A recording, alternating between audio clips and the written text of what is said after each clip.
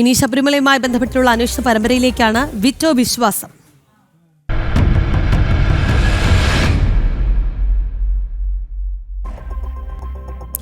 ആഗോള അയ്യപ്പ സംഗമത്തിലെ ക്രമക്കേടുകളിൽ വിജിലൻസ് അന്വേഷണത്തിന് ഹൈക്കോടതിയിൽ ശുപാർശ നൽകി SIT.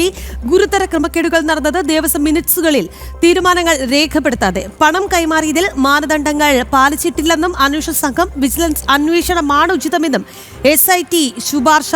ജനം ബിഗ് ബ്രേക്കിംഗ് വിവരങ്ങൾ രാജീവ് നൽകും. രാജീവ്, ഇപ്പോൾ വിജിലൻസ് വന്നാൽ മാത്രമേ ഇനി അന്വേഷണം നേരായ രീതിയിൽ നടക്കുകയുള്ളൂ എന്നുള്ളതാണോ SITയുടെ നിലപാട്?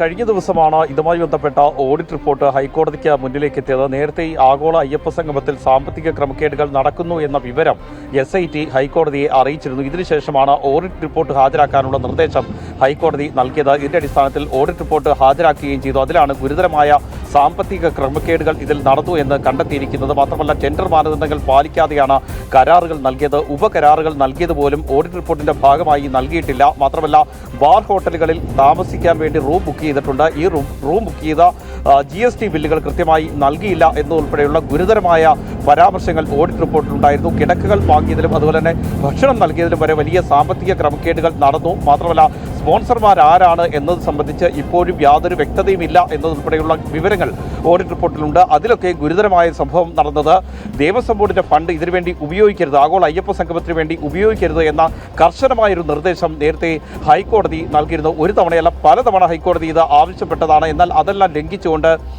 ദേവസ്വം ബോർഡിന്റെ പണമാണ് ഈ ആഗോള അയ്യപ്പ സംഗമം നടത്തുന്നതിന് വേണ്ടി ഉപയോഗിച്ചിരിക്കുന്നത്. 3 കോടി രൂപയ്ക്കടുത്ത ആഗോള അയ്യപ്പ സംഗമം നടത്താൻ വേണ്ടി ദേവസ്വം ബോർഡിൽ നിന്ന് എടുത്തിട്ടുണ്ടെന്നും നിലവിൽ ഇതിൽ പറയുന്നുണ്ട്, ഓഡിറ്റ് റിപ്പോർട്ടിൽ പറയുന്നുണ്ട്.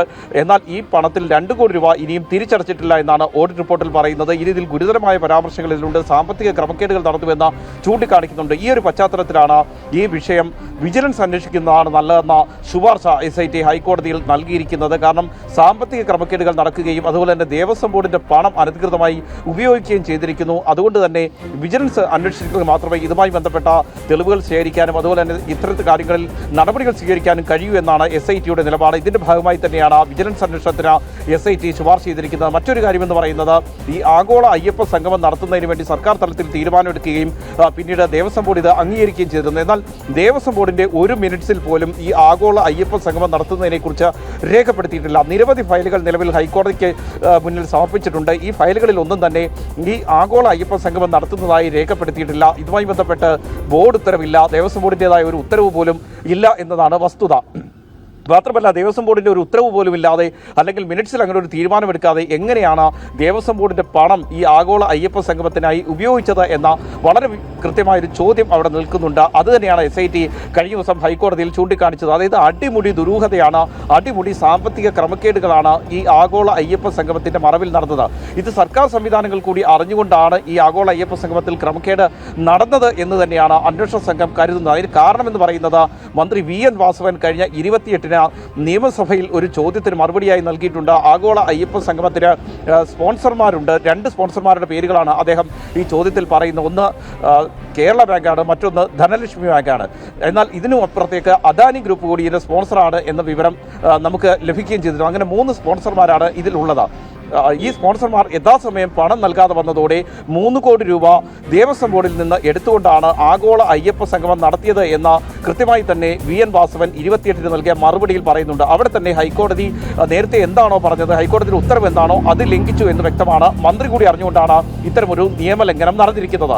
മാത്രമല്ല, ഈ പണം സ്പോൺസർമാർ ലഭ്യമാക്കിയപ്പോൾ തിരികെ നൽകിയെന്നാണ് മന്ത്രി പറയുന്നത്. പക്ഷേ അങ്ങനെയല്ല. ഓഡിറ്റ് റിപ്പോർട്ടിൽ കൃത്യമായി പറയുന്നത് ദേവസ്വം ബോർഡിൽ നിന്ന് പണം എടുത്തിട്ടുണ്ട്, പക്ഷേ ഈ പണം തിരികെ നൽകിയിട്ടില്ല, ദേവസ്വം ബോർഡിന് നൽകിയിട്ടില്ല. അതും ചട്ടലംഘനമാണ്. ഈ രീതിയിൽ ഗുരുതരമായ സാമ്പത്തിക ക്രമക്കേടുകളാണ് ഈ വിഷയത്തിൽ നടന്നിരിക്കുന്നത്. ഊരാളുകളിന് അനധികൃതമായി പണം നൽകുന്നു, ടെൻഡർ മാനദണ്ഡങ്ങൾ പാലിക്കാതെ നിർമ്മാണത്തിനുള്ള കരാർ നൽകുന്നു, ഉപകരാറുകൾ പോലും നൽകിയത് ഊരാളുകളിൽ താല്പര്യമുള്ള ആളുകൾക്കാണ്, അല്ലെ സർക്കാർ സംവിധാനങ്ങൾക്ക് താല്പര്യമുള്ള ആളുകൾക്കാണ് എന്ന് തെളിയിക്കുന്ന രേഖകൾ ഉൾപ്പെടെ ഈ ഓഡിറ്റ് റിപ്പോർട്ടിന്റെ ഭാഗമായി നൽകിയിട്ടുണ്ട്.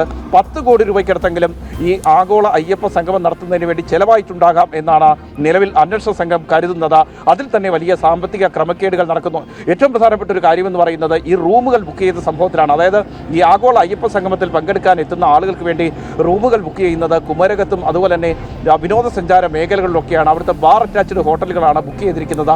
അവിടെ നിന്ന് നൽകിയ ബില്ലുകളാണ് 37 ലക്ഷം രൂപ. അതിൽ തന്നെ GST അടച്ചിട്ടില്ല. അതായത് വ്യാജ ബില്ലുകൾ പോലും ഇതിൽ കടന്നുകൂടാനുള്ള സാധ്യതയുണ്ട് എന്നാണ് SIT കരുതുന്നത്. അതിൻ്റെ ഭാഗമായി തന്നെയാണ്, അതായത് അടിമുടി തട്ടിപ്പ് സംഗമമായി ആഗോള അയ്യപ്പ സംഗമം മാറി എന്ന് തന്നെയാണ് SIT ഹൈക്കോടതിയെ അറിയിച്ചിരിക്കുന്നത്. അതുകൊണ്ട് തന്നെയാണ് ഈ വിഷയത്തിൽ വിശദമായ അന്വേഷണം വേണമെന്ന ആവശ്യം നിലവിൽ SIT മുന്നോട്ട് വച്ചിരിക്കുന്നത്. വിജിലൻസ് തന്നെ അന്വേഷിക്കുന്നതാണ് ഉചിതമെന്ന ആവശ്യം മുന്നോട്ട് വെക്കാനും കാരണം അതുതന്നെയാണ്. രാഖി.